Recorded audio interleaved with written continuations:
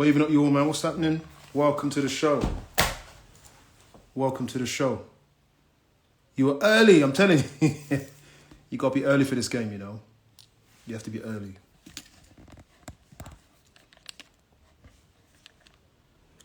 You know how hard it is to sit here for an hour and a half in one position on this couch. It's not easy, mate. Thank you, of course. Let's dive into some current affairs, you know.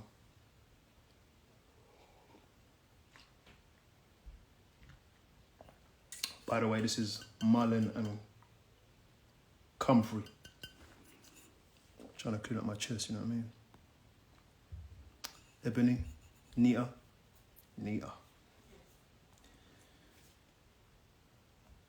Yeah, welcome to you all. It's good that you're all joining. Good day, thank you. It's good that you're all joining because it shows that you're kind of being proactive and trying to learn about the system or to make positive contributions. Do you know what I mean? And we all need that.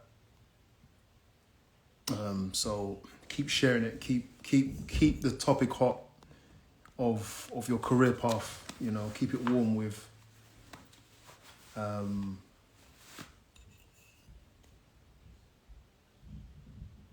Keep it warm with.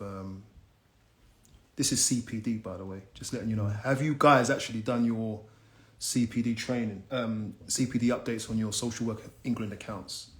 Have you done that? Have you done it? Who has not yet? Easily missed, you know. Even though they send you reminders like every other day, it's easy to forget to do it.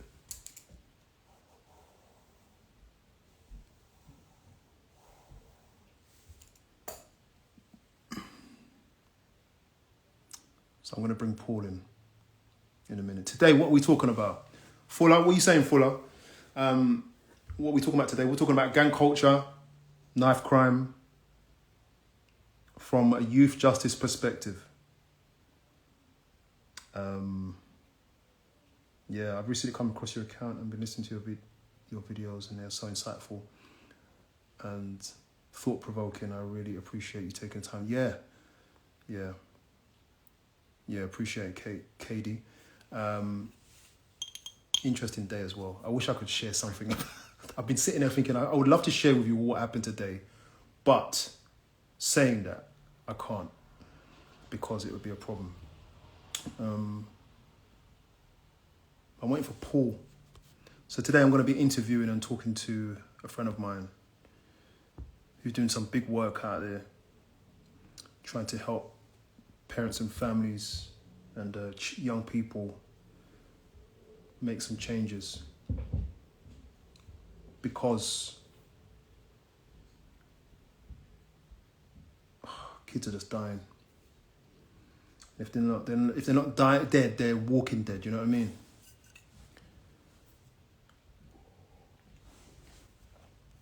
But Paul, if you're there, I don't recognize you, but if you're there, just try and join in. Or request to join, that's what I should say. Request to join. And it is funny. I'm still getting used to this now. But guys, you need to know, look, if you click the link in my bio on any of these accounts, you will go straight and you can actually listen to the podcasts. There's a lot there. Lovely, waving. So, yeah, don't miss out on the actual podcast itself. It's coming. We're going to start in a minute.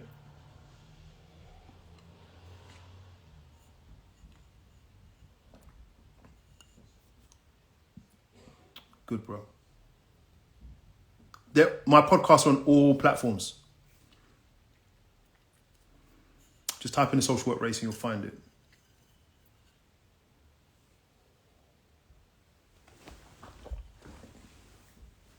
Yes. Amazing. Thank you.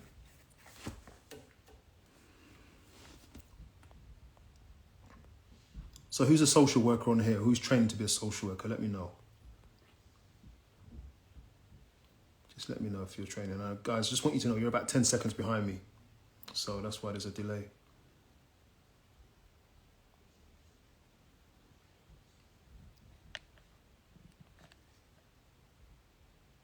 studying in your second year. Okay. Social worker. Come on. Qualified.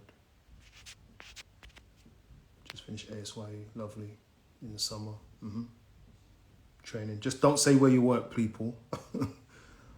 Just don't say where. You can say what, but don't say where, please. Social worker. I know you, Pippa. Pippo. Pip. Yep. Neither, but work closely with. Of course. Training. Final year. This is good for you. Team manager. Look at this. Social worker. Come on now. I work alongside social services in the voluntary sector. Yeah, if you're a frontline worker, I don't even care. Just let us know. About to start my training, but I've been working with children so 12 years. So you're going to get in nice. You're going to do well. You're going to do this quite easily. Sorry. Laughter, sorry. Yeah, Paul. You know, you need to request to join. How do I get you on?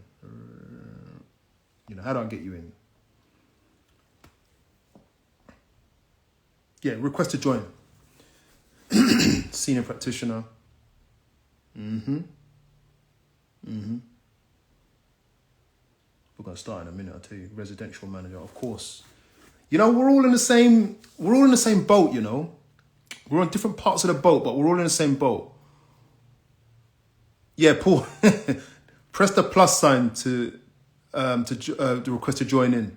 You'll work it out. Just keep pressing buttons. You'll work it out. We're all in the same boat. And for those of you who... I'm not going to necessarily encourage you that if you're not a social worker, but if you're... At least if you want to... change your pay scale, you might want to consider being a social worker. But there's so many fields that you can go into. And you could do the job you're doing as well. Yeah, it's coming. Yeah. Otherwise, if you're I think if you want to make the biggest impact, set up your own project. If what's his name will fund it, the new chancellor. Is that fluff? The heck? No, it's grey hair. Shame. Thought it was fluff. I wish it was fluff. Says, come on. Paul, make sure you got good light though, bruv. Make sure you got good light. Guys, get your questions ready because we won't make it easy for Paul at all. We won't make it easy. That's what being a social worker does. What do you mean?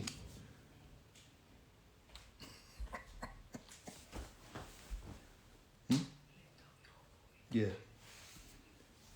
You're joining now. Okay. The lighting has to be on point. I'm telling you, look, I've got this. It's a lamp I've got. Interesting piece of kit. It's working for me right now. Yeah, I've got grey hairs. This is not makeup, this is real. Paul's working at it. Paul's doing his makeup.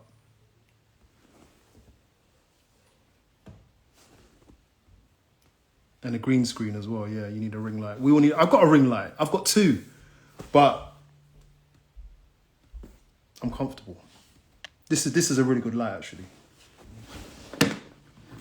It's actually all right. Yeah.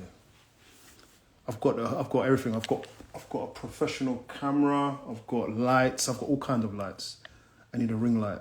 Yeah. Everyone telling me off for not having a ring light. I'm good. Do I need a ring light? Do I need better light than this? The lighting has to be on point, Paul. Yeah, Paul. For Paul, it does. Paul needs his makeup. That's what he's doing right now.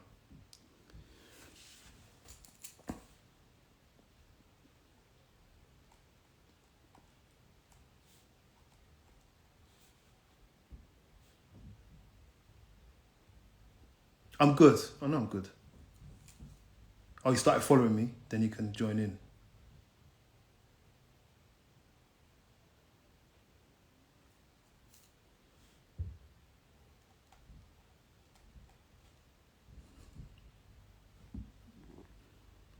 What's good, Paul? How do I join?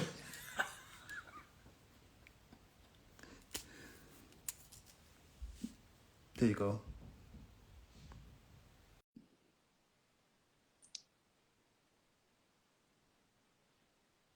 It's coming.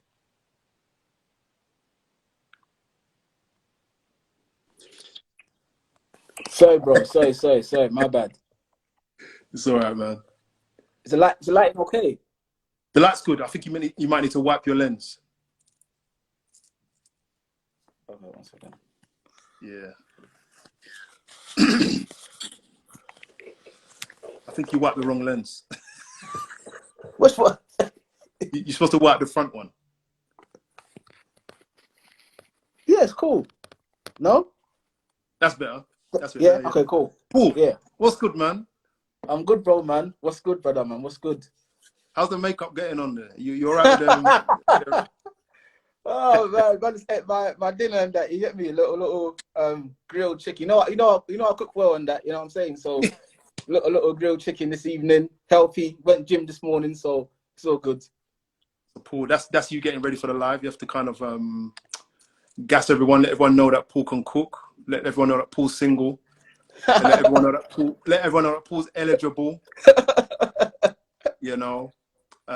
So yeah, listen, it's so good to have you on. I'm glad we caught each other up a couple of weeks ago, and Paul was ready to do this show, more than ready. Are we both social workers? I am. Paul is doing a more important job. To be fair, we're going to talk about that in a minute. But I'm so glad you came on. Well, listen, someone there from another Ghanaian talking to us about Jollof. You know. So yeah, Paul. I tell you what we do. I'm going to let you take some time to just, and don't hold back. Introduce everything that's going on for you. Yeah.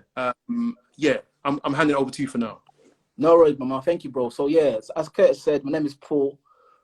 Where do I start? So I've been working with young people and families for the last 20 years. Reason why I do what I do. So I grew up in East London, Hackney, from my childhood all the way to my teenage years. And growing up in Hackney was quite interesting in the sense where a lot of my friends were involved in the road life, criminal activities, shotting, selling drugs. But because my parents were strong Christians, Ghanaian parents, what I mean? With them, it's all about, you must go to school, education. That's the key. So for me, I stayed in school, went college, even though a lot of my childhood friends were still on the road, weren't doing college, or going uni. But for me, I made sure that I'd done my own things. So I studied music, and then from studying music, 2003, there was just something on my heart. So, Paul, you're not going to follow the music pathway. You're going to work with young people. And at first I was like, nah, this is long, man. Because like getting paid for that type of job, it wasn't great. Music industry, you're making bare money. You're a manager and that. But God had his way. And literally, I decided to work in the youth club on a voluntary basis. I enjoyed that, working with kids in Hackney. And then I went on to work in a secondary school as a mentor for a few years and got promotion to be head of year. And I think being head of year opened my eyes, because then it's like I had the 250 kids in my year group that I had to look after for 5 years, from year 7 all the way to year 11. And that kind of was an open eye in sense of like just seeing their journey, their issues, around, underachievement, especially by Black kids, kind of like working with their parents, trying to address how we, get their kids back on progress, and some of the issues that the parents face in raising their kids, and i.e. they're working and they're trying to balance the work part and then plus help their kids achieve well in school. So after that, so I was there for nearly 9.5 years working in the school environment, and I decided to move on to work now with young offenders. So I'm currently a team manager. I work with the kids in the court system.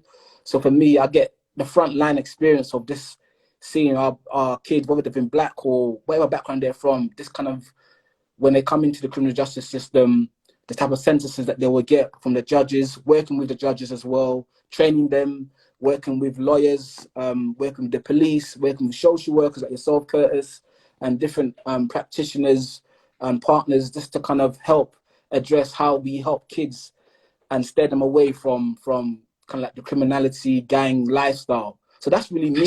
In if I have to pull it into a nutshell, that's really me. But I love kids. I love working with kids, and it's a blessing just to do something that you are being called for, the purpose. I mean, I'm not someone where it's like, some people focus on money and status and power. But for me, my whole thing has been about when I die, my legacy is more about how did I help others? How did I inspire others? How did I help my community? Because in the day, when I die, nobody's going to remember my assets or my titles.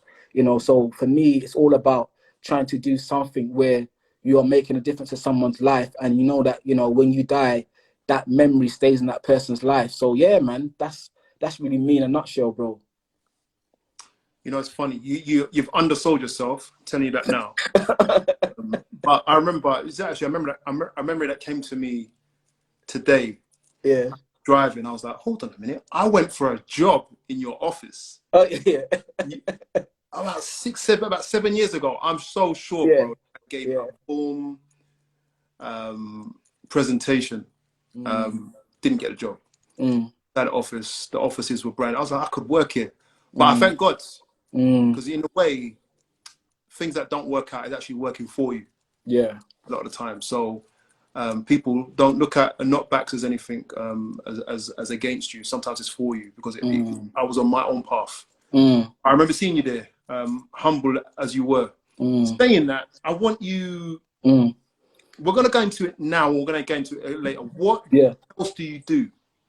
Okay, so on a side note, I run a kind of charity called Boys to Men. So Boys to Men started in 2016 with a couple of friends. So at that point, I was working for a church organization. You know them, Jam, Michael, and the guys, good friend of mine. And a lot of kids were leaving church at that point. And so for me, I thought, let's do something for the young boys in the church who are leaving. Let's do something not so much religious, but something more holistic. Yeah. So kind of like do workshops around manhood, identity, sex, relationships, education. So I invited some of my good friends, Clarence Jackson, who's also a well-known practitioner in this field, Mark Prince, another good friend of mine who runs the Kai Prince Foundation. Also had Gwenton Soley, he's a well-known, again, practitioner that works with gangs in Hackney and in Lewisham. So yeah, we just did this program, very, very successful. And from that, there was a big demand, man, for me to come to churches and community groups to kind of educate them about like knife crime, about gang culture, especially in the church. A lot of the times, a lot of churches or church parents are quite out of touch, detached from what's going on. So for me, it was more like this, even going to those spaces and talking to them about something like knife crime. It was a big open eye for them, because it was like, wow, this is going on. What do we do? How do we kind of support our children in making them feel safe when they go to school? We're making them feel safe in the community. So for me, the Boys to Men charity has been powerful, because then I'm able to go into schools as well, get bookings to go into schools, do assemblies to large crowds, just educating head teachers and young people, year 10s, year 9s, year 8s, about the dangers of carrying weapons. But we also do other workshops. So manhood, we do stuff around identity, we do stuff around finances, just a holistic, this kind of like trying to help people with their personal development skills, their social skills, how to get a job, interview skills, all of these different things, just because I believe that, we need to develop people's holistic learning. As much as it's great that people learn about English, maths, and science, but I think with Boys to Men, we're trying to say, you know what, we want to develop you holistically. How do you talk to a woman? Do you know yourself? Do you have respect for yourself? And so things like that, for me, are very important. As much as it is important for kids to develop their academic learning, it's important for them to also be well balanced in other areas of their social skills, I suppose. So yeah, Boys to Men has been going for 6 years now, and it's just been amazing, man. It's been amazing just being able to speak to many different sectors, arenas, whether it be schools, communities. So yeah, man, that's really what I do on the side, man. On the side, I mean, to be honest with you, as much as we have camps, which is like the mandatory step for children who are we're concerned about their mental health, need your service. So if anyone out there wants to put this to their team leaders or managers, we need this service. And I know this. because young people are impossible to work with if we don't know how to build relationships with them. Yeah. And I know you guys do that. I've seen you in action, and we need more. We're going to get into that still, but I want to. You work in youth justice or the youth justice offending team, yeah? Yes, yes. Okay, so I've done a few years in there, but you've got much more time than I have, and now you're a team leader. I want to ask you a question. Yeah. And I did tell you beforehand, I wasn't going to make it easy. I'm going to try and make it as hard as I can. Because it's only fair. Because if you're a team leader, you can take it. Yeah, yeah, that's cool, bro. Come on. Yeah, yeah, all right. Send the shot somewhere. Right, we'll save them for a minute. What are you seeing? What are the classic things that you are seeing coming through the doors? Now, when I ask that question, we're talking about, let's go with it, demographic. Yeah.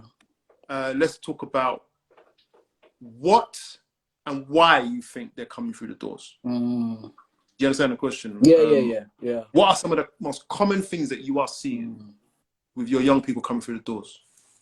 Okay, so in terms of demographics, we're looking at young males. So I work between 11 to 18. And so we're having a lot of young males in our system, mainly from the Black African Caribbean community to the demographics.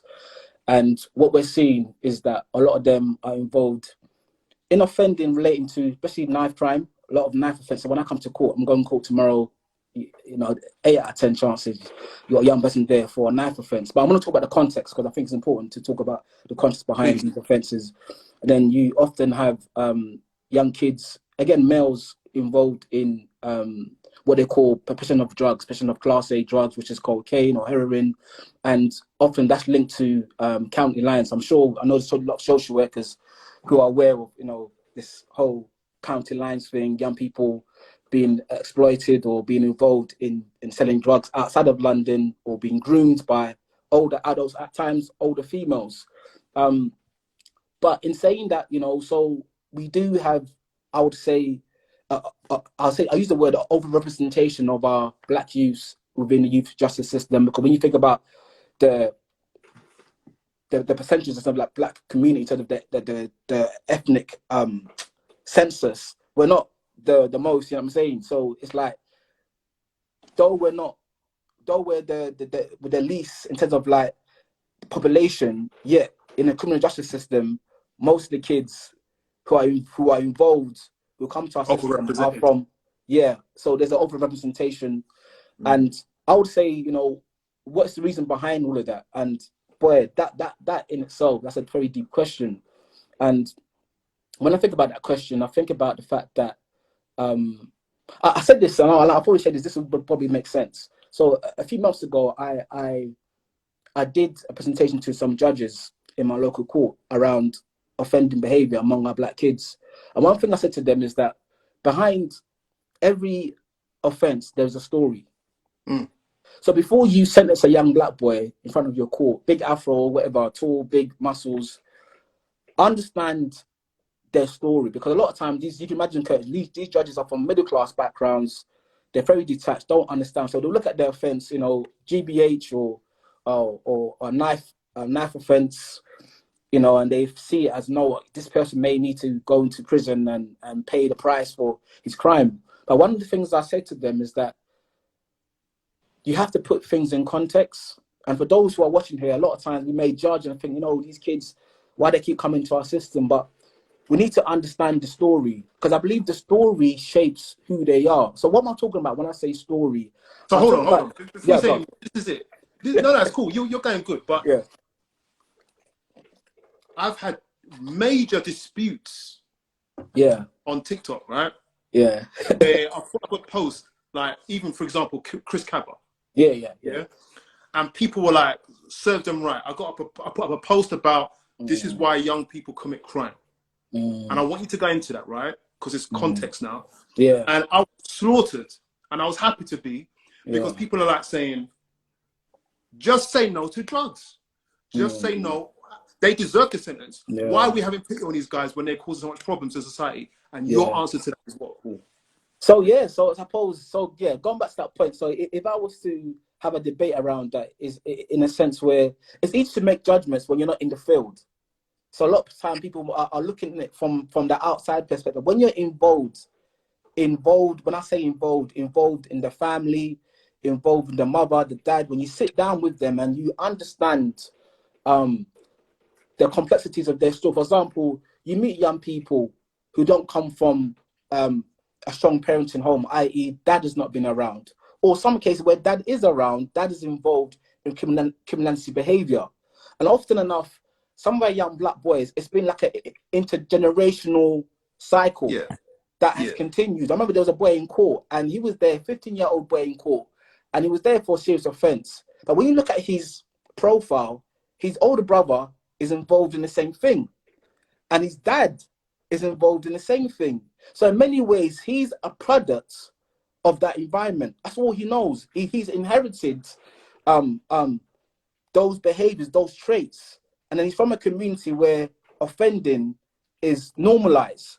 And so when you think about these things and these lived experiences, I think this is the key word, that these lived experiences that young boys and girls have been exposed to. For example, you grow up in an estate where there's a lot of social, economical issues, where people living in a council estate, they don't have much money. Look at now, for example, the recession.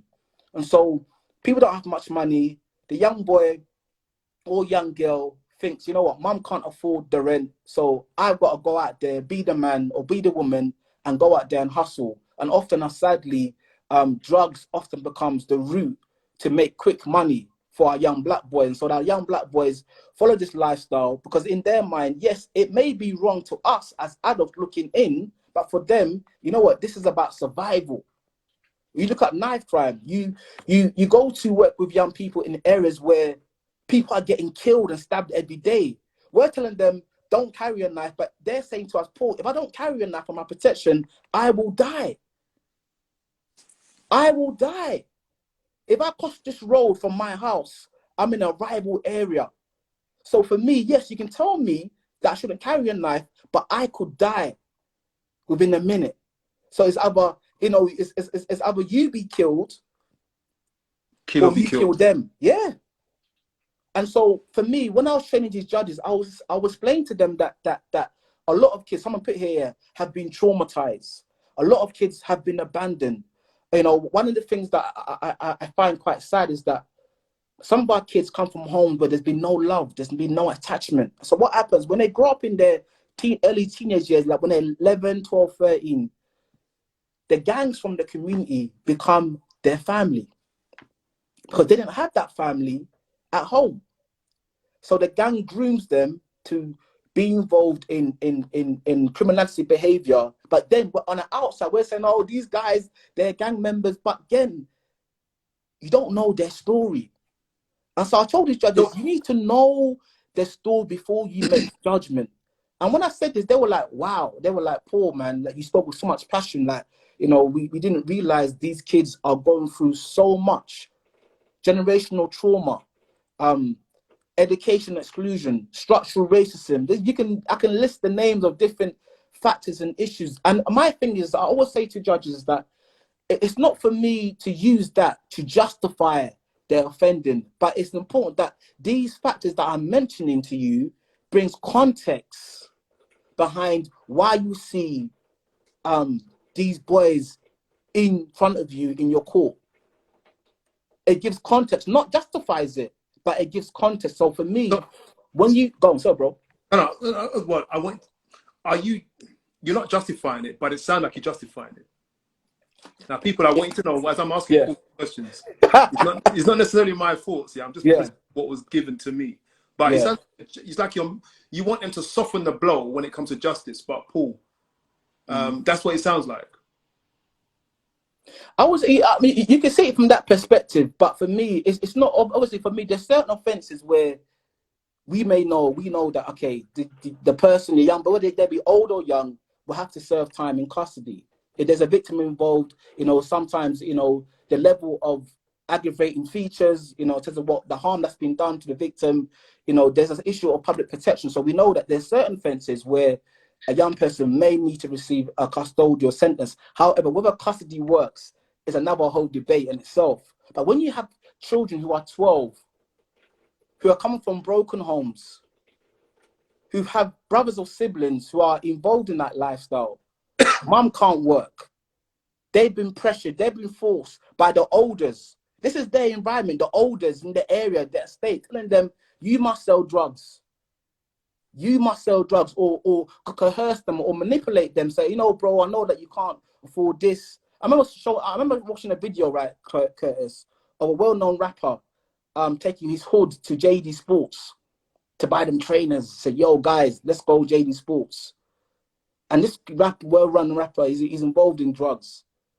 Taking the hood, the young kids, 13, 12, who have no money, could never afford the certain trainers that he was going to buy for them. He buys them these trainers, but all these things are ways to manipulate these young kids to then say, you know what, okay, bro, I bought these trainers, now sell me drugs. Now go out to Kent, go out to Bristol, go out to Manchester, go out outside London, go to the trap houses and sell drugs for me. So for me, when we think about young kids and offending, we definitely have to understand the context.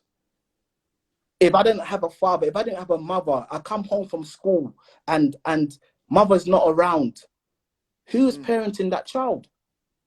Who is guiding that child? Well, someone is. That's it. And what often happens, it becomes the hood that does it. The hood, the elders, who would then be their parents. And so for me, we definitely have to think twice when we start making, quick statements, or we have our own perspective on things. Now, no, this is bad and they need to go to prison, they deserve it. But I think as a practitioner that works in the field, behind closed doors, that's the key.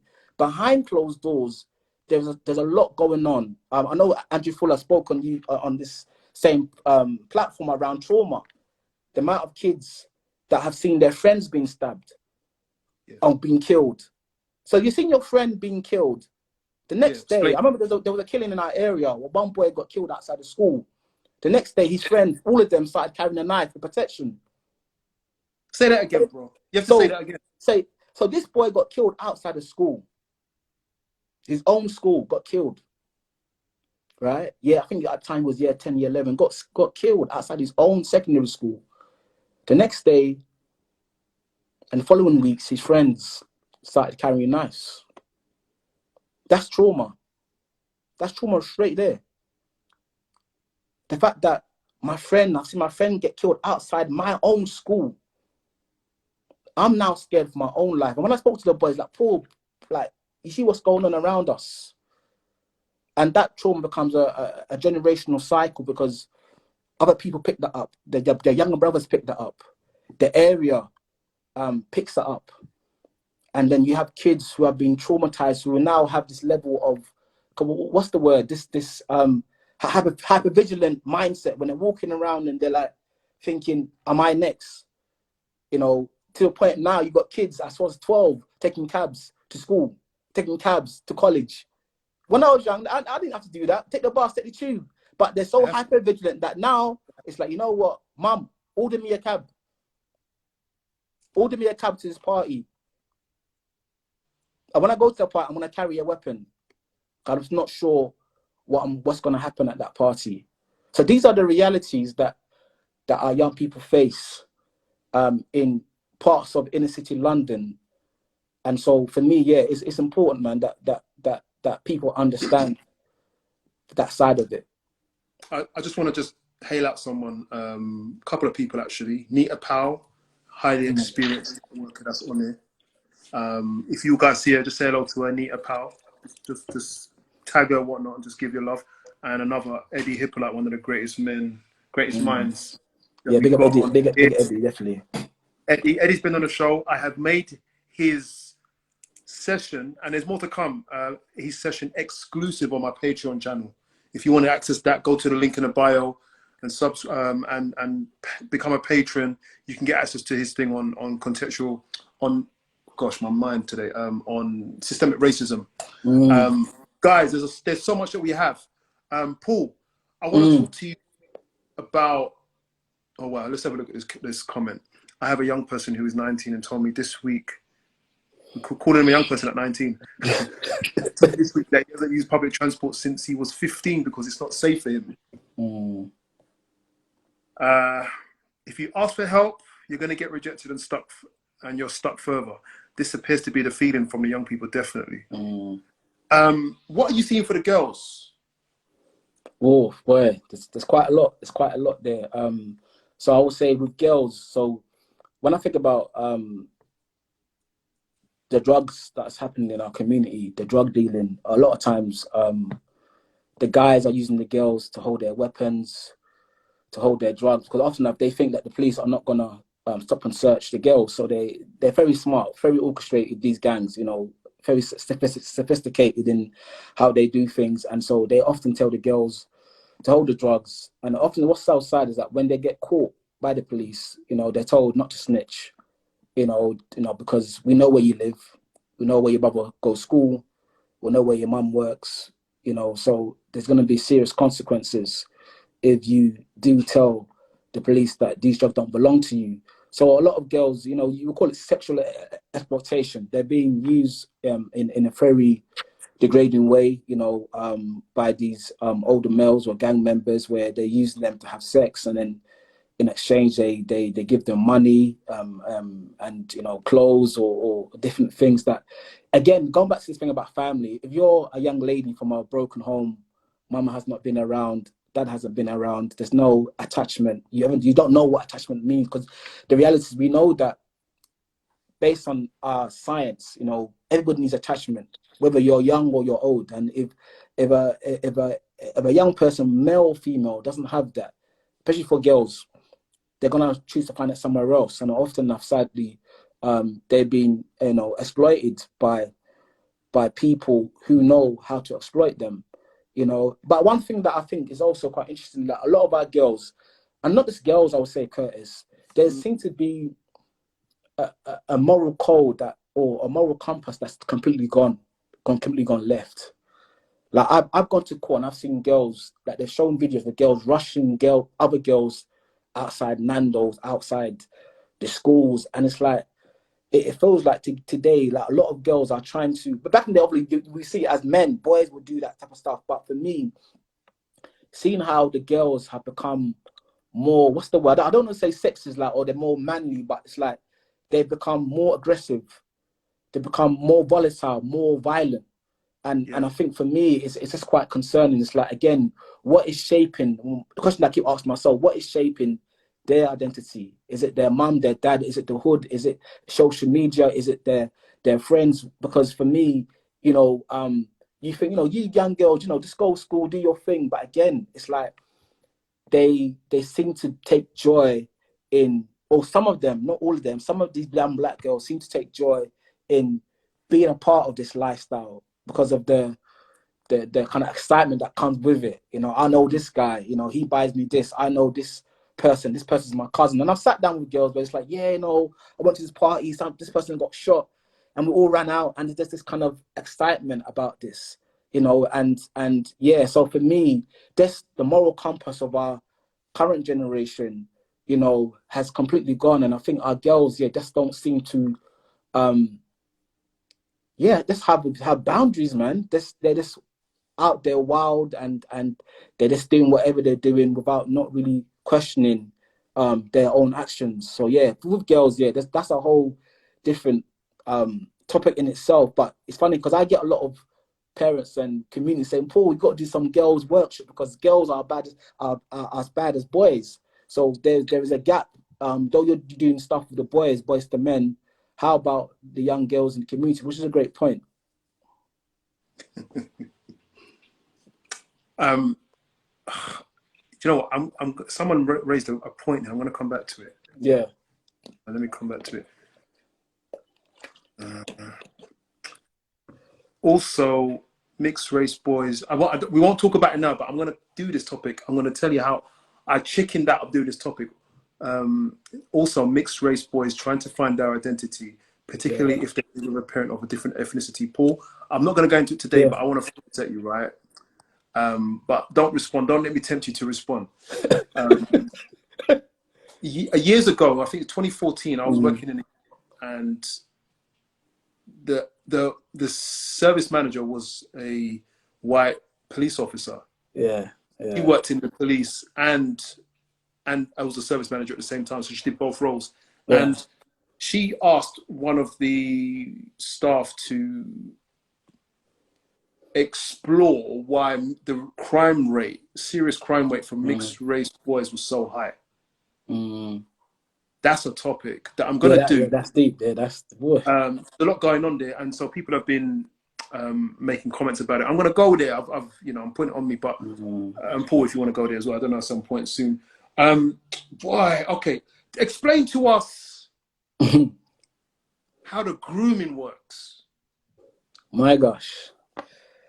I can use Top Boy as a great example, because Top Boy, the last year was very interesting. I wasn't a big fan of Top Boy when it first came out, because it was based around the gangs in Hackney, and as I said earlier, I was raised in Hackney. So when it came out, a lot of the kids in year 10 were like, sir, you watch Top Boy? Like, it's heavy. Are you on it? I'm like, move, man. Like, don't come to me and talk to me about Top Boy. But the last year was quite interesting, because I think even for parents, there's a lot of different themes that you can take away. So there's a character of a young black boy whose mum is unwell, and literally he's been raised in a council flat. And then what happens is that he comes into the area, and the boys are aware of that. So what they do is, because he's hungry, he's not had food, mum is sick, as I said, they take him to the chicken shop and they say, what do you want? And he's like, okay, give me the full bucket. You know the bucket meals, like, give me like 5 chicken, chips, drinks.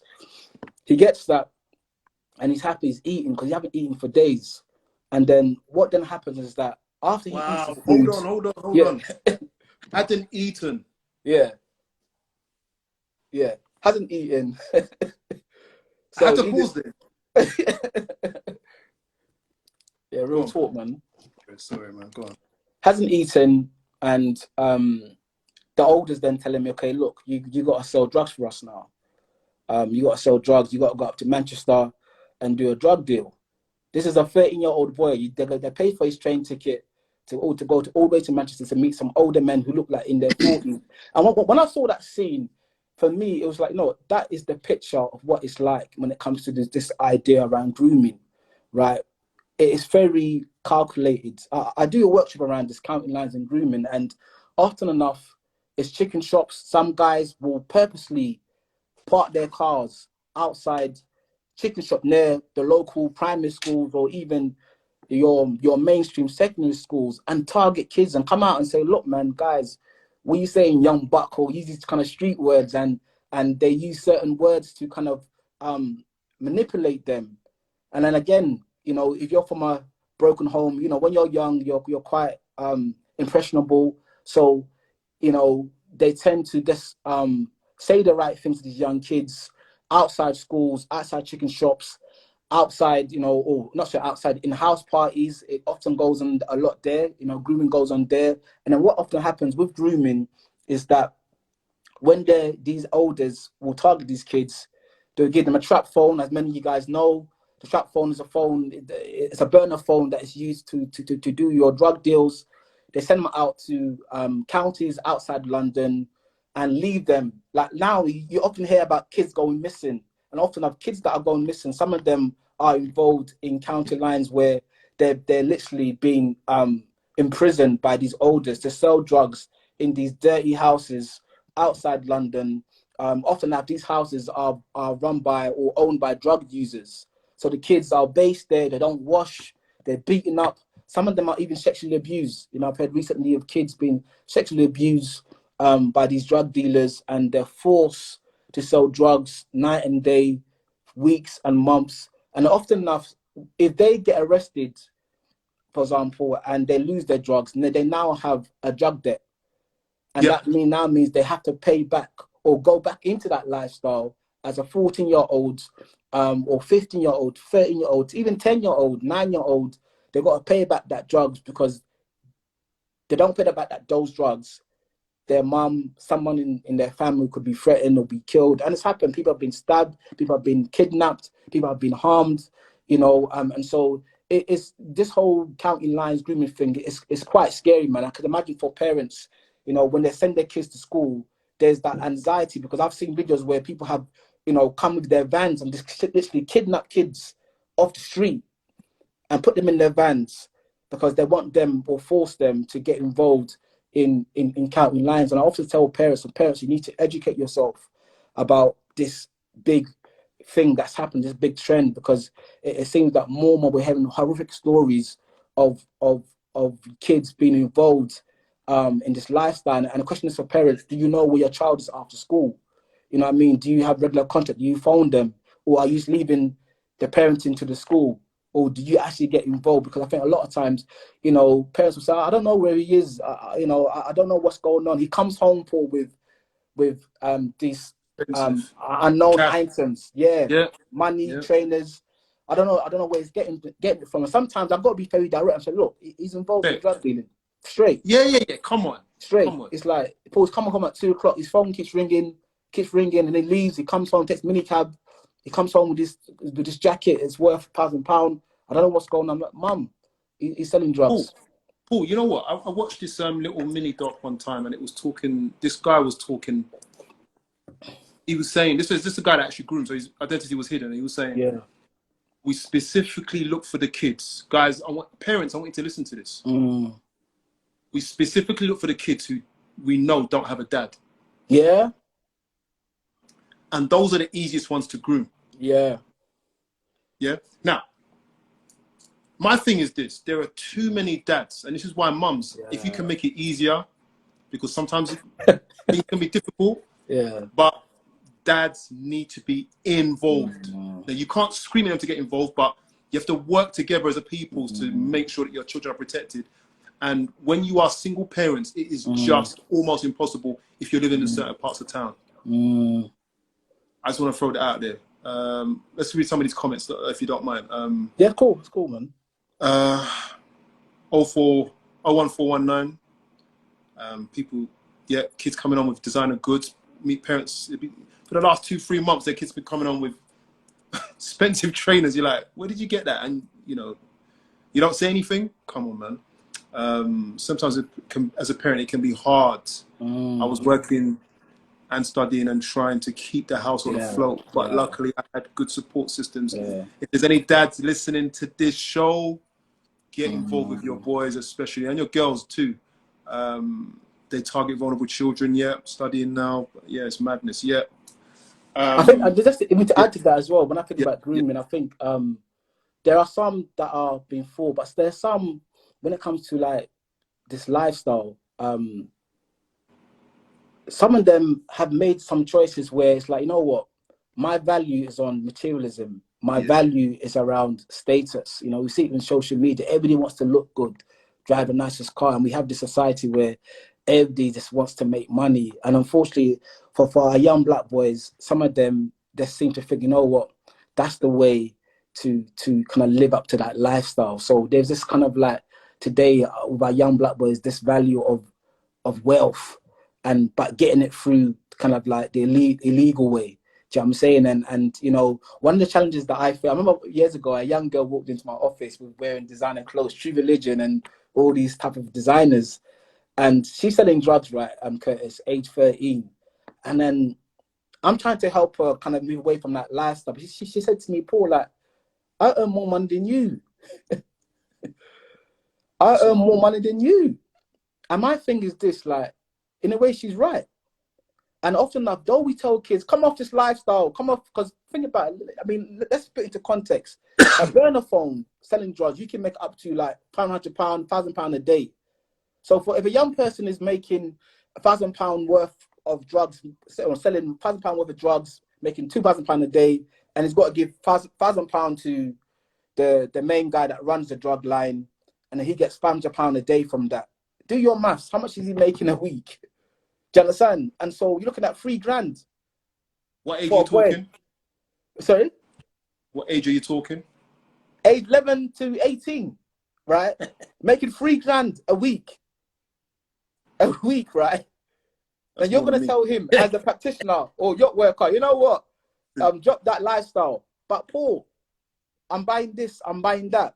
What's the alternative? And I remember I was at a meeting, and this young boy was discussed at a meeting, a professional meeting.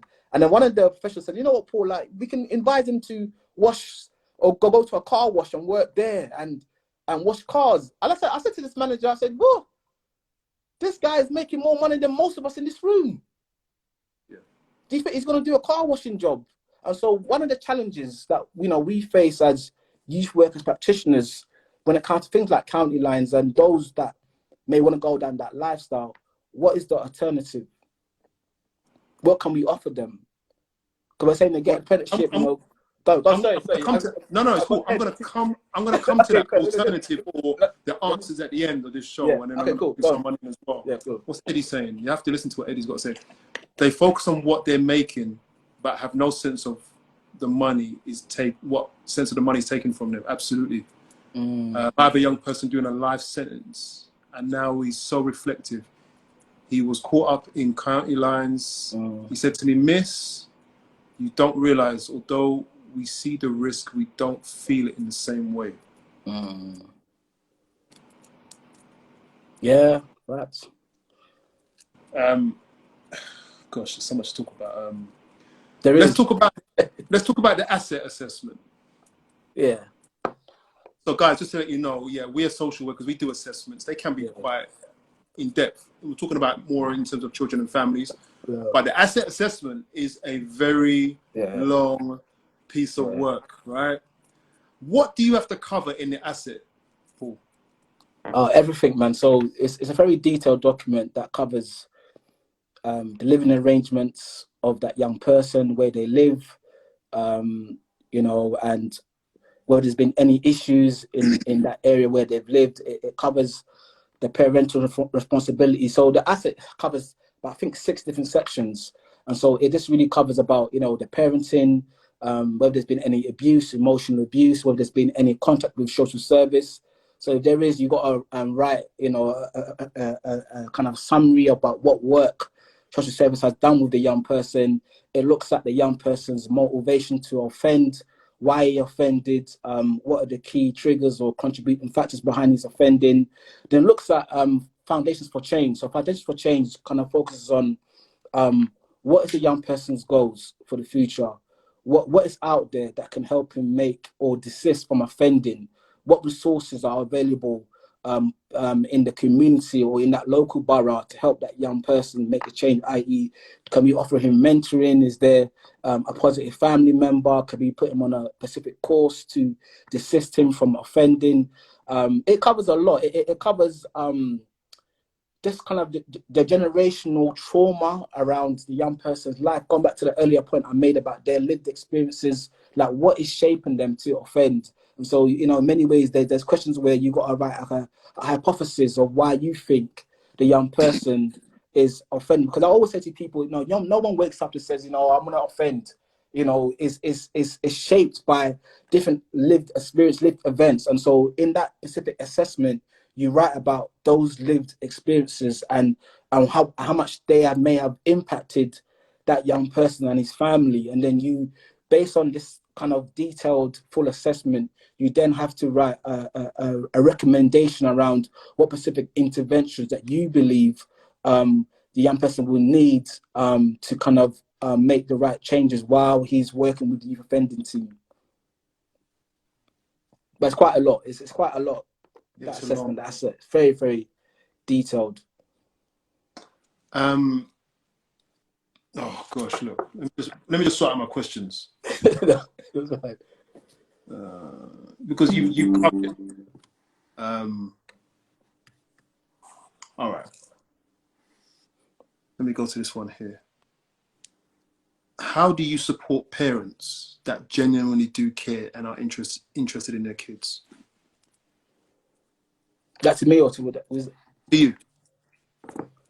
So I mean, I'll talk about it from 2 different perspectives. So with Boys to Men, we do a lot of workshop with parents around how to parent teenagers, because teenagers are constantly changing, the trends, the behaviors, the attitudes, the values, you know, and I think a lot of times parents are quite out of touch. So when I do the parenting workshop, it's a way to really help them, and questions like this I allow the forum, I give them the forum to really ask these questions and just give them tips around how to support their children. I mean, one of the things that I often say to parents, especially Black parents, is be involved in your child's education. When I was ahead of year, well, one of the things that did shock me was the fact that when it came to parents' evening, I never saw, I rarely saw the black kids and their parents being present. What often happened, Kurt, is that they will send their older brother or cousin or family member to represent their parents because the parents are working. And it was quite sad because what often happens, if the kid is underachieving, or when the kid gets excluded, then the parent will come down to school, hey, what's happened? Da, da, da, da. But it's like, where were you in year 7? Where were you in year 8? Where were you in year 9? And one of the things that was, was interesting, that you see their white counterparts come with their mum and dad, just really questioning, Paul, what's happening in maths? What's happening in English? They're interrogating you. They're showing a real passion to make sure that their child gets the best learning. But unfortunately, it seems that time the black parents took a very laid back approach when it came down to their children's education. But then this is where it starts. The behavior issues, because there is a well-known report about the fact that kids who get bad educational outcomes often end up within the youth justice or criminal justice system. So there's a link there. So for me, it's like, are you involved in your child's development? So that's what I do from Boys to Men's side. But in terms of work-wise, we have a parenting team that works with parents who are willing to engage with us to kind of help them, nurture, support their children to their development, giving them advice, giving them guidance, whether it be housing or emotional advice, referring parents to counselling. I think Eddie Hippler spoke about trauma there. A lot of parents have been traumatized, so we make sure that our parents are referred to counselling because they've gone through their own intergenerational trauma. Whether it be, we think about what's happened in the 80s and New Cross Gate fire or Bulwark Farm. There's a lot of intergenerational trauma that has impacted a lot of, or just immigration, refugee status, that has impacted our parents and their mistrust in professionals or people of enforcement. So for me, there is it is important that we work with parents because they're the key stakeholders, and any parents that is willing to learn, to grow, to learn about the new church. Especially, I remember a few months ago, I went to the Ghana church, and one of the youth leaders asked me to come and speak to the parents about parenting kids. And for me, it was really interesting because obviously Ghanaian parents have been taught parenting in a different way in Ghana. Do you understand? But now they're living in London, there's a whole different culture. So for me, it's about being able to kind of see how we can merge some of the things that they've learned in Ghana and not kind of like delete that, but also understand how to kind of amalgamate that into what is going on within the British youth culture. So for me, it's very, very important that we definitely work and educate parents around how best to parent their children. Let me ask some questions. They've got a couple of questions for you. Yeah, I see Eddie. I see Eddie. And this is it's a good question. Read it out then. Yeah, so he's saying, Paul, how you doing? Working constantly in so much trauma takes a toll. How much do you self-care? And I think this is so important. It's funny because this month, Eddie, I'm taking a lot of time off from work. I'm on a few annual leave, but I think the self-care for me is so crucial because I remember last year I was dealing with a murder case and I was at the Old Bailey. And I'm sitting there. It was a well-known publicized case, and this young boy got killed. No, actually, he was an adult. He got killed by 6 boys. One of the boys was one of my cases. They stabbed the boy outside a shop, and he was on trial for manslaughter. The other one, his co-defendant, got found guilty of murder, but my client was there for manslaughter, and my client was 16 at the time of the offence, but now he was 18. And I'm sitting there, Eddie, and the victim's mum is crying in court, telling the judge, you better give him long time. He shouldn't get anything. It doesn't matter if he was 16. So she's shouting and she's shouting at the police, like, make sure. So I had to write the report for the judge before he was sentenced. They call it a pre-sentence report, which is done by the yacht team. So I had to write this report. And the boy didn't get as much years probably as the mum would have hoped for, And so for me, though I was there to advocate for my client, I could also feel the pain of the mother. And so I remember coming home that day and I said to my the counselor in my team that, I need to make sure that I take time off. And for me, taking that time off, for example, going gym, I love going gym in the morning before I start work, because I know when I turn my laptop about 9 a.m., there'll be bare emails. This has happened. This person's been stabbed. So it's very, very important that I go gym, that I take my holidays. I mean, I went to Turkey this year, have a massage, all of these things. Wait, come on now. Come on, have a massage. It's that Turkish bath. And I think, Eddie, faith, like going church, being a part of the Seventh-day Adventist Church, going North Wembley Church, singing, praising, these things definitely bring that balance, knowing that I have a faith where I can talk to God, pray, have that intimate time. I go jam every Thursday as well, Michael's Bible study group. That helps me to talk about things that's been on my mind, and other people, like-minded people, praying and supporting one another. So for me, having that balance is so crucial, because if you don't have that balance, it can overwhelm you. And that trauma, it can really impact you to a point where you might want to give up your job role, because you've been exposed to so much people's lives, So yeah, I think that balance, I think it's a great question, Eddie. Absolutely great question. The last question before we bring Nana in, I'm sure you've got some points. Do you think this is a black issue, or is it a class issue? But I said, oof. Another show. Oh, mercy. I think it's a bit of both. I think when I think about a black issue, I think historically, from the slave time, was it William Lynch? I don't know if it was the right guy, who kind of had this theory around how you kind of disempower black people. Willie Lynch. Willie Lynch. Sorry, yeah, Willie Lynch letter. Everybody should read it. Yeah, around the fact that you must tell them to hate each other, and we're seeing that generational now. When I grew up in in Hackney in the 80s and 90s, well, I said more 90s, there was a big divide between Africans and Caribbeans. The Caribbeans would mock our accents, and there was a lot of division and separation at times, and that's improved over the last 10, especially in the last 15, 20 years. And so I think for me, there's been that issue there, and we're seeing it now where, it's often sad when I see young people say to me, I'm representing this postcode. And because of this representation of this postcode, i.e., this is my identity, I will kill my brother from another area based on this area battle. I mean, when I grew up, there was an issue between different areas, but now even within the Pacific boroughs, the local estates, everybody's hating each other, and these are mainly black kids. And this level of self-hate definitely plays a part into why we have young people. And then class, going back to this idea of social economics, like you got young people who have been placed in certain parts of London, low income families, they don't know how to resource themselves. They don't have the same education. They can't speak English, not their first language. And often enough, that plays a part in them not being able to access certain things or certain opportunities that other people could have. And then that plays into this kind of pathway into criminality behavior.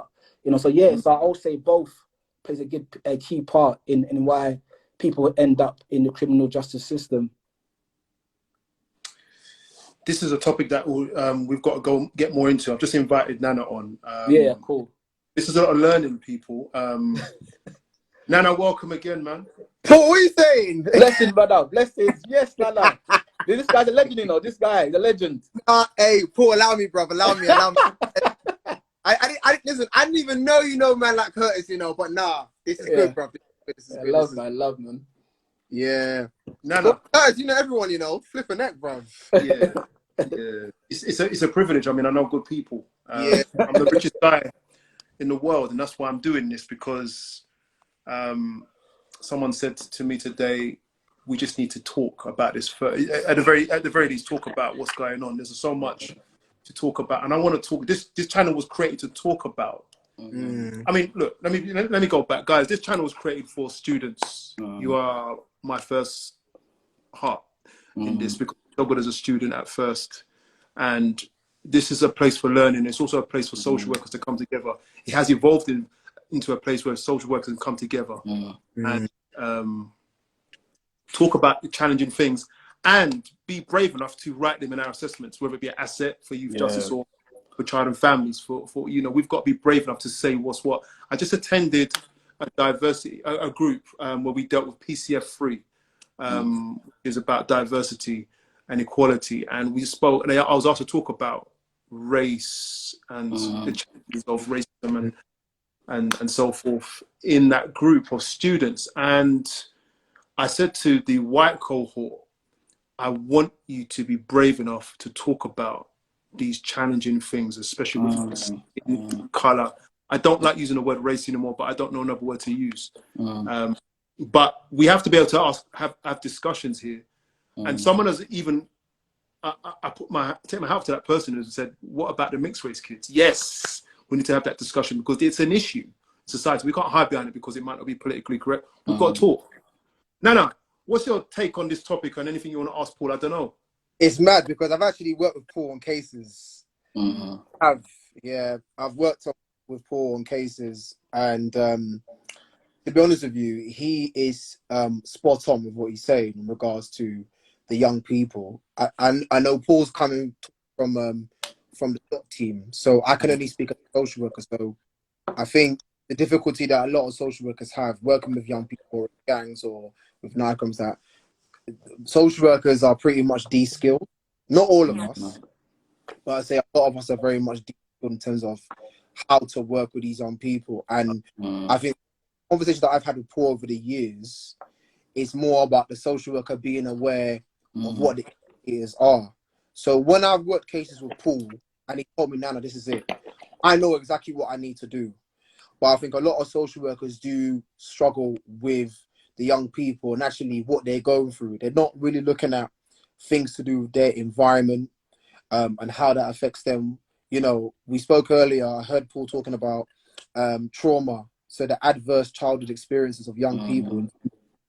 Even just walking out and going to the bus stop, the difficulties that young person's going to be dealing with. I understand that because I've gone out in the community and I go and see young people wherever they're at. So I understand that they're looking over their shoulder. But I think the young people, in terms of like the social media and what they're influenced by, all about the postcode wars and all those sorts of things, young people knowing that they can get money, and they can tell their social worker or your worker, you know, I get more peas than you, you know. And that's the thing. And I think so a lot of work needs to be done around identity, because we've heard it a lot in terms of whether it's a black issue or whether it's to do with a mixed race issue. But we have to be doing work with young people regarding their own identity. Young people ain't going to be carrying knives for any reason. And if you ask any young people to carry it, they're always going to say, I'm carrying it to protect myself. They're never carrying a knife because they want to actually use it. But they're saying, you know what? I'm shook and I'm scared. Like the borough that me and Paul, because I've left that borough where we work, we've got, Paul, you know where the letterboxes are in it, where you can drop in knives and all. We've got them there. And at times you go down there and it's full. And I think it's good because it's showing that actually young people are trying to make changes. But I think the difficulty that they have is that there is a lack of resources. And also in terms of young people, where they live, the environment. So even if they're not involved in anything and there's gang issues, they could just be innocent. You get those who are involved, but those who could be innocent. You know, Paul mentioned about young people being involved in county lives, and he gave Top Boys a prime example. And the reality is with parents, what they need to understand is that a lot of these elders and olders, they target young people who are vulnerable. So young people who are excluded from mainstream school, young people whereby mum or dad is not at home or they're left unsupervised. And I think the mistakes that professionals we make is that we also, decisions that we make also can kind of push them to go that way, which is why I'm so hot on schools. Because when schools particularly want to exclude young people, and I'm going to talk about young black males as well, when they do that, they're not aware of the potential direction and channel that if a young person gets excluded and they go to an alternative provision, you know, that's a hotspot for grooming. People need to be aware of it. Groomers are going to alternative provisions to get young people because they know those young people are excluded for a reason. Look at the word exclude. You're isolated. Do you know what I mean? So I think it's about us as professionals. We need to be up to date with the times. We can't be also looking at to criminalize young people because young people in gangs are also victims. And I think we need to mistake them and go and say that, you know what, actually, they're perpetrators. But if I look at all the cases that I've worked with, all these young people involved in county lines and involved in gangs, they didn't have a good start up. Social services was involved from the very, very beginning. And there was indicators from the beginning whereby early intervention, and I think, Curtis, it goes back to your post that you put, early intervention on your TikTok. The early intervention, sometimes we don't get there quick enough. Yeah. We don't. Yeah, and the indicators are there. You can see over the case file from when that young person is young. You know where it's going. When they hit 12, 13, 14, 15, and still no work is done. No work is done to disrupt those ties. And that's one of the problems. So at the very, very beginning, when we look at the young person's journey from when they're young, if we can see that actually, you know what, from primary, there was issues going on and it's creeping up. Because Paul, we've worked those cases, you know, when year 7, they get to year 6, then they get to year 7, and you know it's going to go left. But sometimes, the parents are saying, the parents have been telling teachers that, listen, look, there's something going on, and I know where it can go. And sometimes, Curtis, as social workers, we don't intervene when we should do. So sometimes, I think, when we're talking about gangs and young people and knife crime, we also got to start back from the very, very beginning. Hold on. That is a systemic issue because we can only work on the cases that have been referred to us. Yeah, it's a systemic issue. But what I'm saying is, even outside of us being involved, outside of social services being involved, early help, at the very, very minimum. Remember, youth offending is also part of early help as well, isn't it? Well, someone here said early help is not early enough. True. Yeah. No, but that's what I'm saying. But I can also agree with that because I'm just saying I just think sometimes the indicators are clear. So maybe going missing or coming home late, like you know what I'm saying, Paul. Do you know what? And then they start to creep up, and it's like, is there in your face? No, convenient. No. You know what it is? I actually agree. I'm not disagreeing with you. Although I'm saying, but I don't agree with you. I'm saying, and I have a question for you both now, but I'm saying the system isn't set up for what you're talking about. Yeah. It can't. Like, I'm a social worker. I spoke to a teacher today. She said, if we had known about this family from before, so the kid comes to school, there's abuse taking place, and the school didn't know, so they couldn't look out for it. That's when you called me today. I was coming home from a situation where when I called you, the flag isn't raised enough, or parents will sit on problems far too long, or you might have a social worker that will just overlook stuff because they don't get it. That's right. Yeah, it's true. This happens, man, and then you end up in. And I think, Paul, before I ask this question, I think that the yacht is a good place. People, I mean, I've seen arguments, Paul, around a table when I worked in the yacht, and there was arguments because one half of the team, as they were discussing thresholds, should we take this kid and put him on a rehabilitation order, a youth caution, a referral order? There was an argument, a split in the team because they were saying it's going to criminalize him, and I'm like, the manager he was a good friend of mine. He was saying we need to give him the help as early as possible. Because if we don't intervene now, he's going to be criminalized anyway. So there's a whole lot on the table. I want to ask you a question though, both of you. I'll ask Paul first. What's the one thing? It might be two, but I'm saying the one thing that will win the day. It could be something that exists or something that doesn't exist. I know for one, your project Yeah. What the men is a part of the problem. But what do you think is the one thing that's going to win the day? I think from my experience over the last 20 years working with young people, for me is a few things. Consistency. Kids need consistency. Working as a head of year practitioner and being able to work with these kids and show them that I'm in it for the long run. You know, I've had children that I've worked with. I shared it at the church, Curtis, a few weeks ago, where they Yeah. got pregnant at a young age, 13, 12. And, all the teachers were like, nah, Paul, the person's a write-off. You know what I mean? Like, good and them, whatever. It's their problem. But I just told this girl that I got your back. And she was, what, year 9, year 8? And we got her through school to year 11. And she's now, 27, 28, and is doing so well. And I believe that, it's about showing that level of consistency, that support. I don't take my job lightly, Curtis, man. For me, it's like God has called me to be that light in darkness. You know what I'm saying? To be that inspiration, to be that hope. I remember a few weeks ago I was in court and a lawyer came out to middle class lawyers and said, Paul, you really helped that young man. In that court arena, that boy could have gone to prison, but you spoke powerfully and passionately for that young boy, and now he's now being released into the community. And so for me, I believe that we all have a role to play, but I believe that kids also need to be reminded of their self-worth. As a Christian, there's a very known text that says life and death in the power of the tongue. And I know over the years, when I've spoken to kids like, you can be something, you will do well.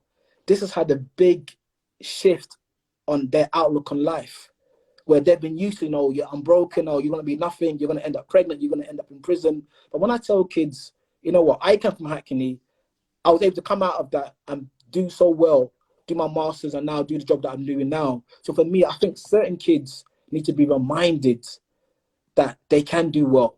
Yes, there are a lot of issues and barriers that we have mentioned, and Nana has mentioned, but I also have seen some great outcomes where I've gone into shops in West End and kids have come up to me who are not kids anymore to say, sir, did you remember me? I'm like, what do you mean? I said, yeah, sir. 6 years ago, in assembly, you preached that big message. We still talk about it now, and they're 23. And I feel embarrassed. I'm like, raw. I said, yeah, Paul, we still remember that message that you spoke to us about. So for me, it's about sowing that seed. We may not see the evidence now, but I believe that as practitioners in our own different spaces, we can make a change. We can't change our whole world, but there are some families and some young people who you're gonna make some powerful change. But you have to be their voice, challenging anti-racist practice, and being there in an arena where they don't have a voice, especially as a black male, being in a court field, coming from Hackney and being able to speak to judges and say, look, the judge, don't sentence him to a custodial sentence. And he says, Paul, I'm going to go with what you said. For me, that's so powerful. So for me, it's just reminding yourself of the position that you play where you can make some changes. But obviously there is an upside back because, as I said, there's structural racism. But I believe, in a small way, you can make the right changes, man. Appreciate that. Nana, what's the one thing? Do you know what? I think for me, it's about transparency and accountability. Now, I know for me, obviously, being a social worker and being a team manager, I know that social workers, a lot of parents have a lot of barriers are up with us because of the fear of losing their children, particularly with a lot of these kind of cases. I think it's important as social workers that we have to kind of let parents know that we're on the side. So whenever I've had cases where I've worked with young people who are involved in gangs or county lines or carrying knives, I've always told the parent that this is happening outside of the family home. I don't want the blame to be pinned to you, because remember, when you go into that conference, parents will always be like, where did I actually go wrong? So it's important that we're transparent with parents as much as possible, but we're there to support the young person as well. I think sometimes where social workers flop is that we kind of not criminalize, but we have this kind of where we go and say, oh yeah, they want to get involved and do certain things, which is wrong. We can't be doing that. I think it's important that we have to be up to date with the times. And Paul mentioned about identity. Identity, particularly as a black man in social work or in youth offending, is very, very important. So at my level, really and truly, I still go out and I see young people as a team manager. I think it's important. When they see me, they're like, "Raw, that's the team manager, yeah." Cool. Yeah. So what? You, my team manager. You're the social working You're the social working manager, but I want you to be my social worker. But you get me, because at the end of the day, I say to social workers that sometimes that tick box hat that you have with you, it's not gonna work. And I don't roll like that when I work with young people. So when I meet them, I'm like, "Yeah, I'm the manager. Come chat to me." I let them know, listen, I know what the streets are like here, but I want to know, I want to know that you are safe and talk to me. Yeah. I had a case about a year ago, a young person who was trapping up in Scotland. Yeah. And I went to go and get that young person and bring him back to his placement. That young person was in care. He's still in care now, but what's kept him there is the fact that he said, you know what? The fact that my social worker came out, a manager came out to come and see me and bring me back, that's not cool. Wow. Do you know what I'm saying? So sometimes, as Paul said, you need to kind of go the extra mile, but we need to also be on parents' side as well and explain to them that, look, you know what?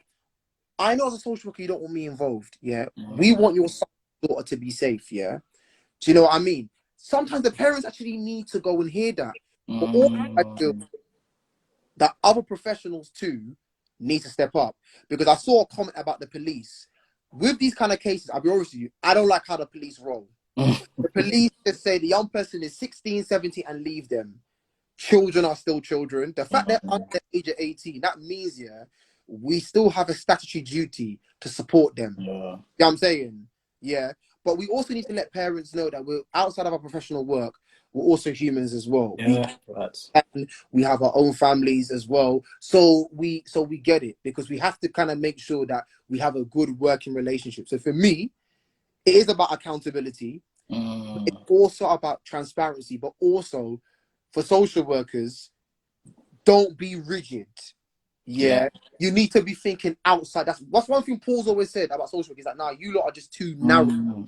Work differently if you want to get to these young people and work. Because remember, these young people, regardless of whether we think they like that lifestyle and all those sorts of things, if you're a social worker who's detached and don't know how to work with your own game, they ain't gonna speak to you. They ain't gonna let you know. Facts. They ain't gonna let you know what's going on. They ain't gonna let you know what you're doing. But if you're up to date with the times, and you go the extra mile for young people, they will appreciate it. And also, young people will push you all the way, because they want to see, will my social go all the way? Some social workers are like, I want the case reallocated. When you go and say that, all you're doing is proving the young person right, that you don't want to go and support them. Do you know what I'm trying to say to you? Any case that I've got that I've worked with and the young person's involved in the gangs or county lines, I've never gone to say to my manager, reallocate me that case. You know why? Because if I go and do that, that young person's going to feel I gave up on them. That's the worst thing about it. Groom don't care about young people. They don't.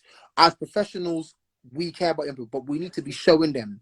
If a young person tells you to fuck off or F off, and this, keep going back. Keep going back. Because more times, they're going to get you, but there's going to be a time whereby they're going to actually be like, you know what? I want to speak to Paul. I want to speak to Curtis. So accountability, transparency, and perseverance. Those are three. I was going to say, you just said it, because Paul said it earlier, that consistency. I ain't going to lie. That's stuck in my head, because I'm like, actually, that is real. I had a co-worker in my previous local authority, and she was like, this kid is just killing me. Keeps rejecting me every time I turn up. And then I even had a kid the other day, when I was working with this kid. In fact, let me break this story down, because after this, I'm just going to hand it to. I want Paul to give closing remarks. His closing tips. I had this kid who the family were difficult. The boy, and this is it, Paul. No matter how many times he went to court, the same day he'd be back out on the street with a knife robbing. Wow. Now, on the face of it, this kid should be locked away for the rest of it. He was creating havoc. Yeah. And although he gave me minimal, for a whole, about a year, gave me minimal feedback, interaction. The day I said I was leaving, they were like, and even the mum gave me a hard time. The whole time gave me a hard time. Wow. You know, because she could only see him as the problem. She couldn't see how she was. That connection, I tried to help her connect the dots and she couldn't ever. So you kind of have to say to yourself, look, I'm not going to get you to see where you're going wrong, but I have to keep working with you. She was impossible to work with. The day I said I was leaving, she said, well, that's not right. I feel bad about that. I'm going to miss you. Wow. On the last day. Even the boy was like, oh, wow. And she said that he was hurt, even though he wouldn't really interact with me. Interesting, right? Now, this boy was groomed to the max. He was in a debt cycle. He was never going to stop. He would have felt safer in jail. Yeah. So that's just my, you know, I'm adding to the whole scenario and understanding the context behind what we are seeing when we're seeing knife crime. Curtis, can I say one thing quickly? Yeah. One thing, because I think my colleague has made a good point. Also, just to say that I don't know. young people care in terms of these cases, it also doesn't fix it as well. Just I need to make that, because I think a lot of the times there's some parents where they're like, you know what, we need to put care. Care is not going to change their behavior. In fact, care actually makes them a lot more. Makes it worse. Yeah, it makes it. So I just want to be clear on that if there's parents out there who feel that care is the answer, it's not. Because sometimes I've had parents go and say, you know what, he needs to be in a secure. I think people need to understand the threshold for secure is very, very high. But it doesn't stop, it won't eliminate it. So that's what I'm saying to you. So for me, putting a young person in care, they can still run away from their placement. It can still break down. Placement providers can go and say no. Care will not fix it. It's not an overnight fix. So that's the reason why it's important that we have to try and get it very, very early intervention. We need to be speaking to the police, but also our school colleagues and letting them know this is what's going on. I just feel some teachers, with respect to education, some of you are very detached from what's going on. And many of you think, oh, care. It's not work like that. And the same with parents. Care, it doesn't do anything. It doesn't. Care will not stop a young person being involved in gangs. It will only make that young person feel, all right, cool. So, all right, you thought I was the problem? Cool, and that's fine. And they get lost in the system. Too many young people who are involved in county lines and knife crime get lost in the system by being in care. It doesn't fix it. And that's me as a social worker and as a manager, because I've got to make these decisions on a regular basis. And I know that care is not an answer. I think early intervention is, and we've got to keep pushing. We've got to keep pushing. Keep pushing. Listen, this topic is hot. I'm gonna, I'm gonna, you know, I'm gonna do, Paul. I'm gonna give it to you. Some parents think care is like a boarding school. Yeah, I'm gonna give it to you, Paul. What's your number one tip? I want you to speak to. So there's two tips. I want you to speak to parent, practitioner, and or young person. Okay. I suppose for parents, it's important to be clued up about what's going on with young people, and making sure that you are very involved in your child's life and don't leave it too late. You know, sometimes, unfortunately, there is sometimes the mindset of leaving your children to be raised by whether it's social service or the school systems, you know. But I think just to be involved, you know, and being involved could be, you know, when they come home from school, how's your day? Not just letting them come home, go upstairs and play in the PS4. Like, actually ask them just the basic question: how's your day? You know, what happened? You know, have that kind of inquisitive mindset where you're making that inquiry about your child's journey. you Yes. know, what they go through every day, their lived experiences. Because often enough, you get parents who will say, I didn't know this was going on. I didn't know, you know, because sometimes there isn't a relationship there in the first place.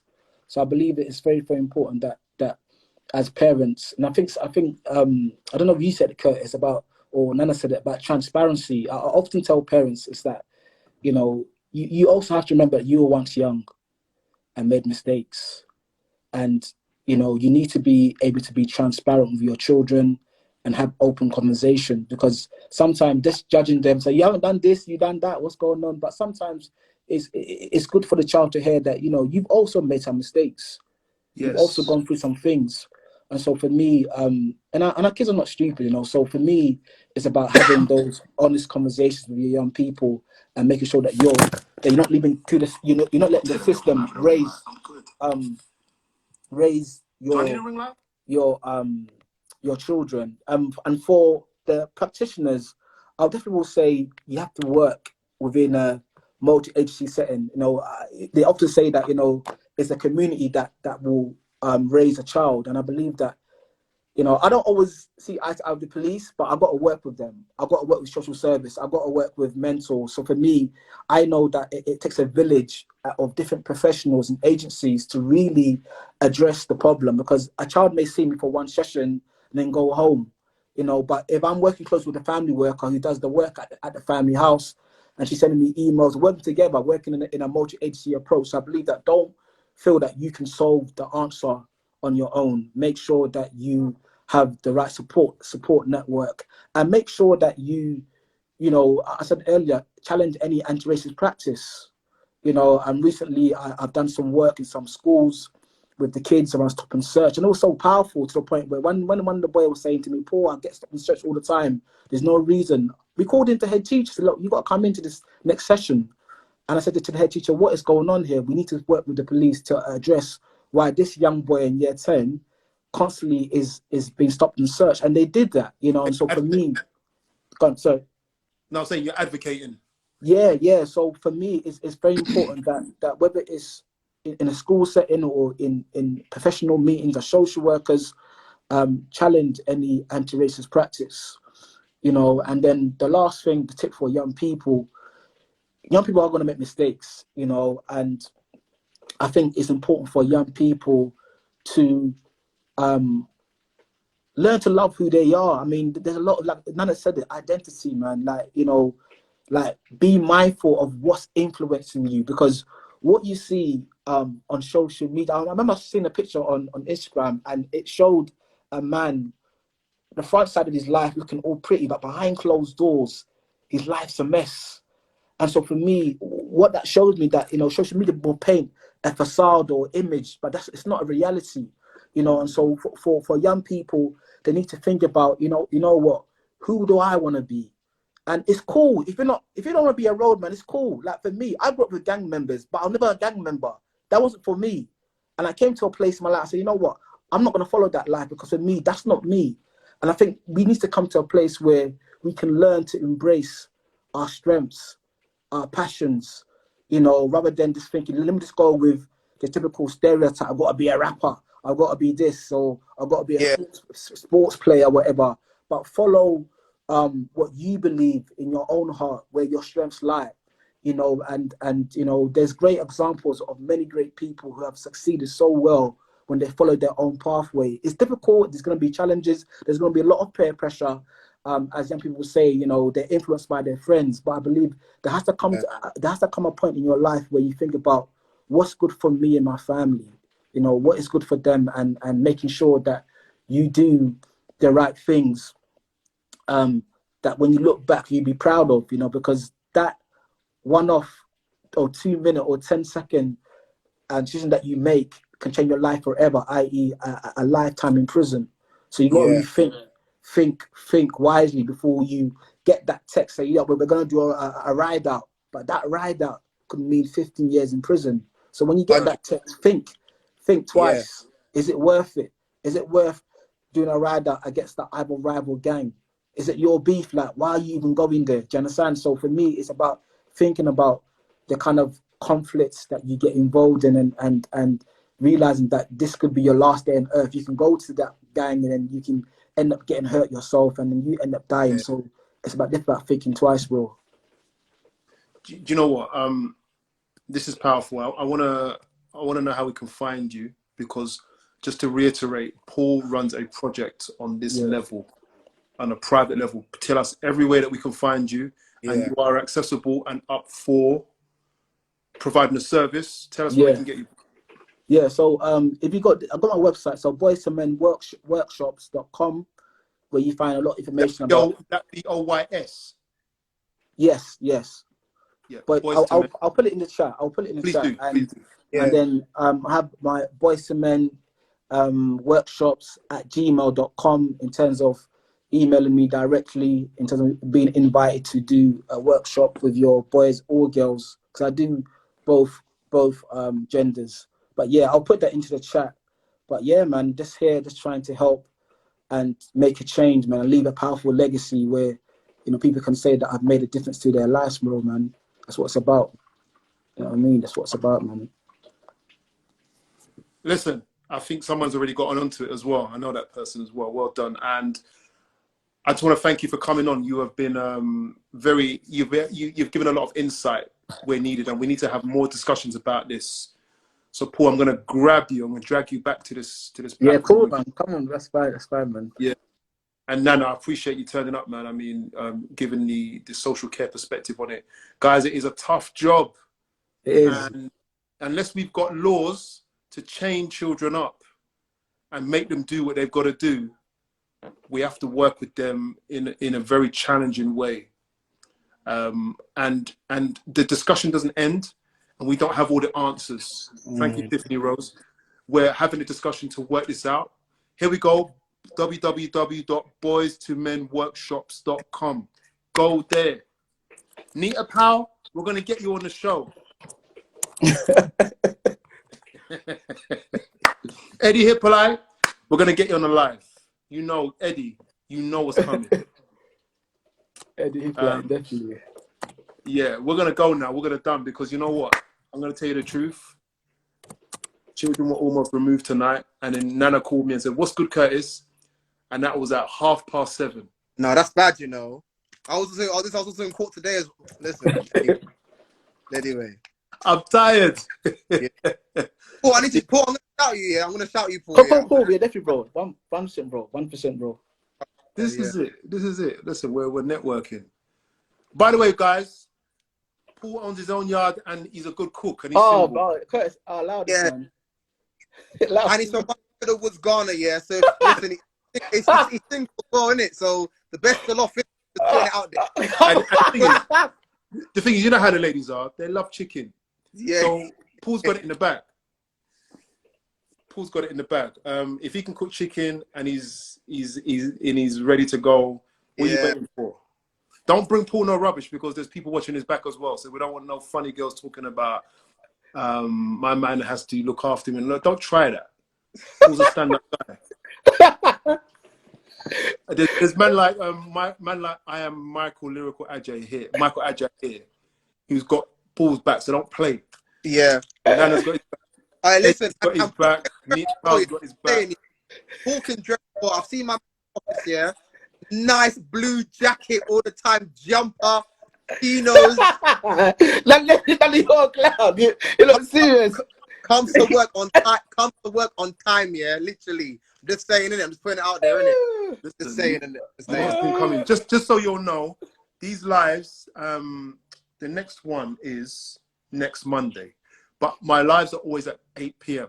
So if you want to know what's going on, get onto my TikTok channel. I am using Instagram more, but get onto my TikTok channel, get onto my, also this Insta channel, and just keep up to date with what's going on. And yeah. How old is Paul? Oh, look, we're not done yet. Curtis, Curtis, man. Curtis and Michael, I see them right there. Paul. You're going to thank me later. Come on. Michael, thank me as well. No. How old is Paul? Paul, how old are you? I'm 41. It's 41. There you go. Now, look, I think Miss Wayne is ready for you. So... Yeah. I'm seeing the comments now, actually, yeah. You guys look serious, man. Mercy. Man, hot me up at the end of the Actually, program, and no, something so yeah. serious at the end like this, Paul, man. Mercy. Paul, I'm not gonna hot up my cousin here, but my cousin is in here. I'm not gonna hot up my cousin here, but my cousin is single, innit? So I'm just saying. Now, and I'm actually being real as well. My cousin is watching, and she's single. I might have to actually bring you in. I might actually have to bring you in, actually. Yeah. Oh man. So I know I'm trying to end the show, but it's difficult because Miss Wayne is saying, "Yikes!" So Yeah. she's tickled. So you can follow each other if you want. It's up to you. But Paul's not easy. I can tell you that. No, Age ain't nothing but a number. exactly. Not you guys mixing business with pleasure. Yeah. It's not pleasure. Yes. Relationships are difficult. It's a difficult job. I ain't gonna lie. Oh, all right, I'm gonna mercy. leave it there. Make that link. Yeah, make that link. All right, look, I'm gonna leave it there. Listen, good. God bless you all, guys. Look Yeah, after yourselves. Thank you, my friends, for turning up, and there's more to come. Take care, guys. Thank you, man. Take care, Blessings. take care, man.